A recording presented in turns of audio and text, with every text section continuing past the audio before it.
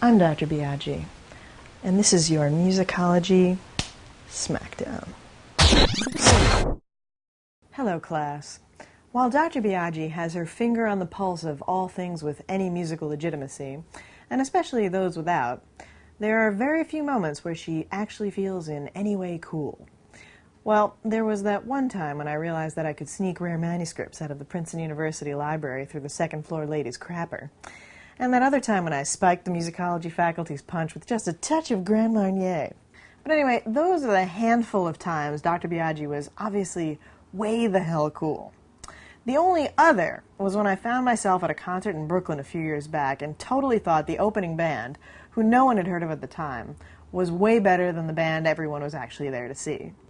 The annoying headliners were the Hives and cramp-inducing Fiery Furnaces, who, as far as I'm concerned, can jump into a fiery furnace. But the opening act was a band called MGMT, who at the time went by the name The Management. I'd like to think that until I thought they were cool, no one else did.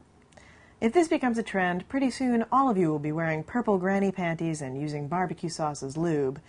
But until then, let's just talk about the band that I discovered. And their latest release, Congratulations. Obviously a reference to my prowess at predicting their rise to rock stardom. The band's sound can be described as neo-psychedelic indie electro-rock, with a vocal sound that has the kind of nasally, high-pitched, undescended testicle je ne sais quoi that makes you think of an echo-heavy Led Zeppelin. All of which probably means these guys are only standing on the very threshold of what promises to be a series of long-term drug habits. Not that they need any more trouble with the law.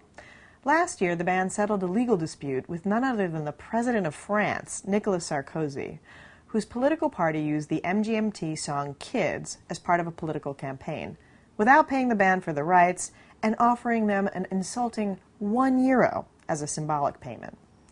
Now, while given the state of the current American economy, €1 could probably buy you upwards of 2 foreclosed homes in the heartland, and while the French obviously have way better musical taste than American politicians, I give you Bill Clinton, Don't Stop Thinking About Tomorrow, and John McCain, Our Country.